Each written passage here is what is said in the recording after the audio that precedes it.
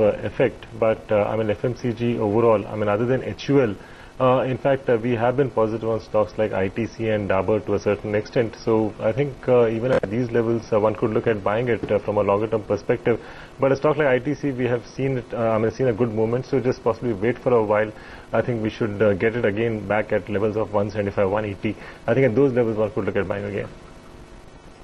All right, Amrish, thanks so much for joining us today on this leg of Closing Trades and giving us your views. Quickly go across to Sunil Duggal, CEO of Dabur India, who joins us live from Delhi for his sense of how the quarter is shaped up and how the quarters ahead look like. Mr. Duggal, thanks so much for joining in. 30% growth on top line, but PAT around 9%, slightly above street estimates. However, what were the key growth drivers?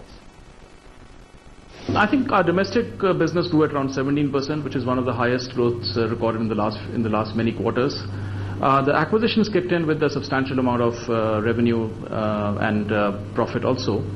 And despite problems in international business in North Africa, etc., overall we were able to maintain a top line growth of a little over 30%.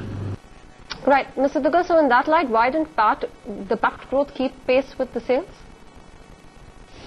I think if you look at the P&L, the top line growth, like I said, is around 30%. The EBITDA growth is also very creditable at 28%. Now what happens below EBITDA is a much higher incidence of depreciation, interest, amortization, and most importantly taxes. In fact, the tax rate has gone up considerably, now which has eroded the PAT line, and which is a much more moderate 9 to 10%. Although your company performed in terms of overall sales on the PAT front, it's disappointed on the margins.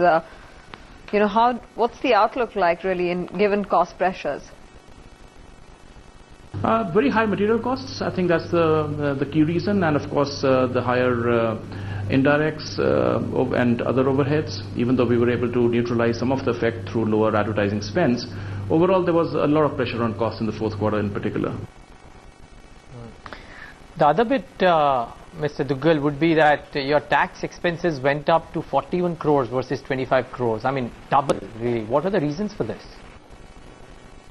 Again, increase in MAT and some deferred tax provisions. Our tax amount, the outflow on account of tax, almost doubled in the fourth quarter, and that did impact the PAT. And for several quarters now, your international business growth has been outperforming that of your domestic business. Mr. Duggal, will we see this trend continue, or will you be able to ramp up your domestic operations to match up what the international business is doing? No, I think the domestic business overall has performed well.